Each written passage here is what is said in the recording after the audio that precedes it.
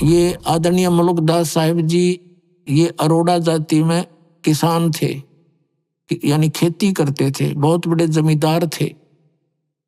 और परमात्मा कहते हैं जो जन मेरी शरण है ताका हूं मैं दास, गेल गेल लग गया फिरूं जब तक धरती आकाश। और 100 छल छीदर मैं करूं, 100 छल छीदर मैं करूं अपने जन के काज। अपनी प्यारी आत्मा को इस दलदल से निकालने के लिए 100 छल छीदर करता हूं, पता नहीं के वेश बना कर भटकता हूं। एक नगर में परमात्मा सत्संग कर रहे थे। ये समय समय पर आकर भक्ति जीवित कर जाते हैं दाता कबीर साहब। उसी नगर में मुल्कदास के गांव में 5-4 सेवक थे, गरीब गरीब व्यक्ति। और परमात्मा उनके घरों में रुके हुए चले गए थे, सत्संग करते थे। भगत कहते थे जी कल हमारे भोजन करना। 1 हफ्ते के लिए रोक लिया। 5-7 भगत परिवार थे। तो परमात्मा जिस भी घर में जाते उनका उद्धार करने के लिए, उनके कर्म बनाने के लिए, तो सब भगत ये सोचते गुरु जी आए हैं, अच्छा सा अच्छा भोजन करवाऊं, यानी खीर बनावे, हलवा बनावे। तो सेठ वो चौधरी साहब जो मुल्कदास जी थे, नंबरदार गांव के चौधरी 1 नंबर के, जैसे आजकल सरपंच होते हैं, उस समय नंबरदार की इतनी प्रभुता होती थी। वो तो सुबह सुबह घूमने जाता या घूम कर जंगल से वापस आता खेतों से। तो उधर से क्या होता, गरीब के घर में परमात्मा विराजमान थे और वहां हलवा चढ़ा दिया। हलवे में 5 डालें जब कड़े में, तो मैं दूर तक जाया करे। अब उस मुल्कदास जी ने पूछा रहा क्या हो रहा भाई यहाँ? जी हमारे गुरु जी आए हैं और आओ आप भी भोजन पा लो। उसने देखा भाई एक आदमी बैठा है, ये तुम्हारे गुरु हैं? कहाँ जी? बन वो चला गया। फिर अगले दिन फिर दूसरे के घर में, अरे क्या हो रहा है भाई यहाँ पर? आज यहाँ हो रही है कुछ चढ़ चढ़ सी। तो उन्होंने बताया कि जी हमारे गुरु जी आए हुए हैं।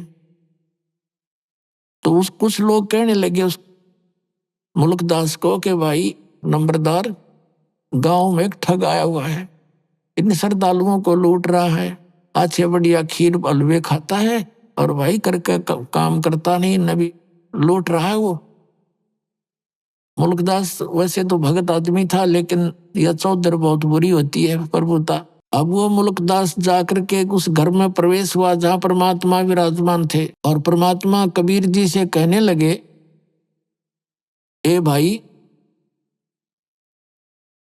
आप कौन हो और यहाँ क्या कर रहे हो? परमात्मा के बोलने से पहले ही जो भगत था जिसके रुके हुए थे, 2-4 भगत और बैठे थे, खड़े होकर कहने लगे चौधरी साहब ये हमारे गुरु जी हैं और सत्संग करने आए हुए हमारे यहाँ। कहने लगे भाई तू करके क्यों नहीं खाता है? अच्छा हट्टा कट्टा दिखे, तुम दुनिया को मूर्ख बना रहा है, अपना करके खाया करे। तो परमात्मा कहने लगे भाई मुझे तो बिना करे मिल जाए, चौधरी साहब मुझे तो बगैर काम किए ही दे रहा है भगवान। तो मुल्कदास कहने लगा तेरे को बिना करे दे रहा है, मुझे क्यों नहीं देता भगवान? कि आपको भी दे देगा यदि आपको विश्वास होगा और उन क्रियाओं को करोगे जिससे भगवान बिन मांगे भी देता है। तो वो कहने लगा क्या तेरा भगवान मुझे आज रोटी दे देगा? हाँ जी दे देगा, क्यों नहीं, विश्वास करो। बोला अच्छा, अर्धे ना दी तो सजा देख ले, फिर मैं तेरे को अपने खेतों में रखूंगा मजदूर बना के। और परमात्मा बोले जब भगवान ने तेरे को आज रोटी दे दी तो क्या करेगा? कि मैं तेरा चेला बन जाऊंगा। परमात्मा बोले भाई ठीक है, पर याद रखिए इस बात ने, पक्का हूं भाई वचन का मैं। वो मुल्कदास जी बोले, मुल्कदास जी का जैसे खेत थे पूर्व में, उसका अपना खेत था पूर्व में, और चला गया पश्चिम में दूसरे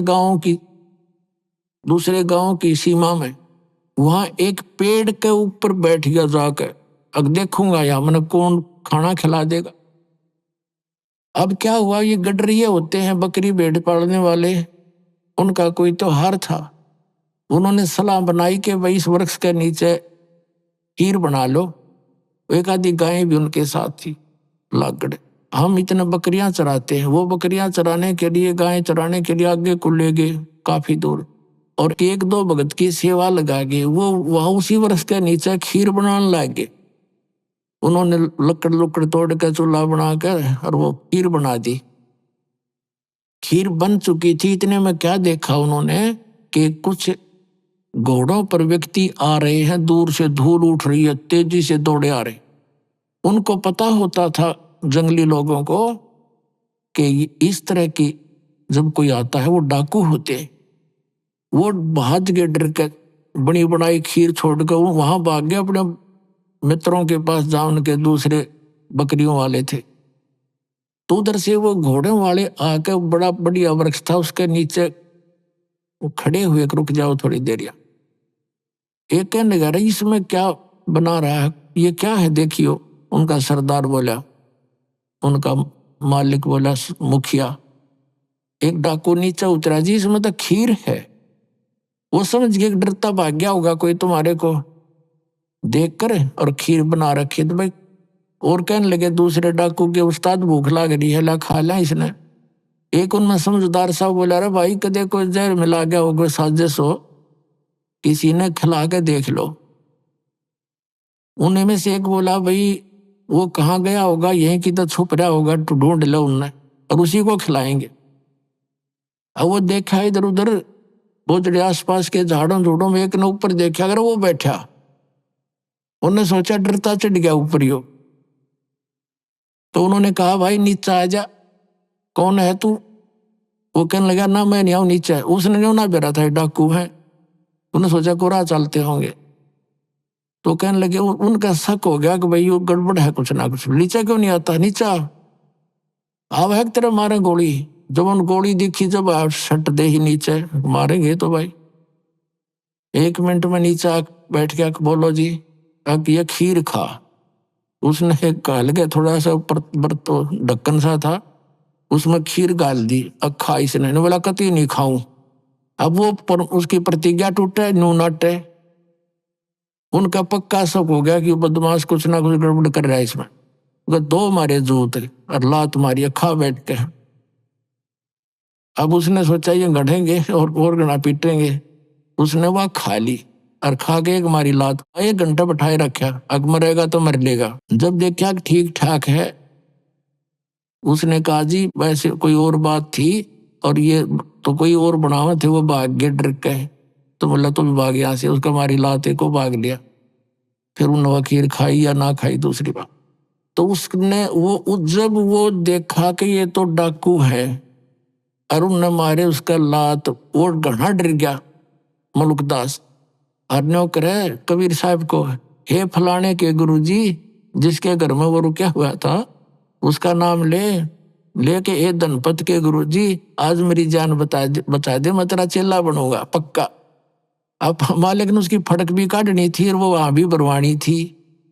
तो उसका न पक्की दसगी, आज इस गुरुजी के कारण मेरी जान बची है, ना तो सीधी मारे गोली, न तो 1 सेकंड का भी इसने किसका डर हो सा भाई।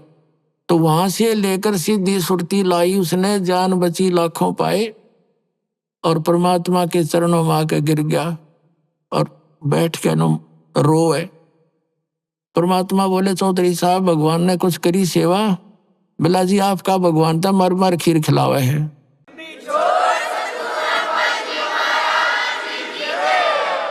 नो कहने लगा, जी आपका भगवान तो मर मर खीर खिलाता है और मेरी जान बची, ऐसे सारी कथा सुना दी।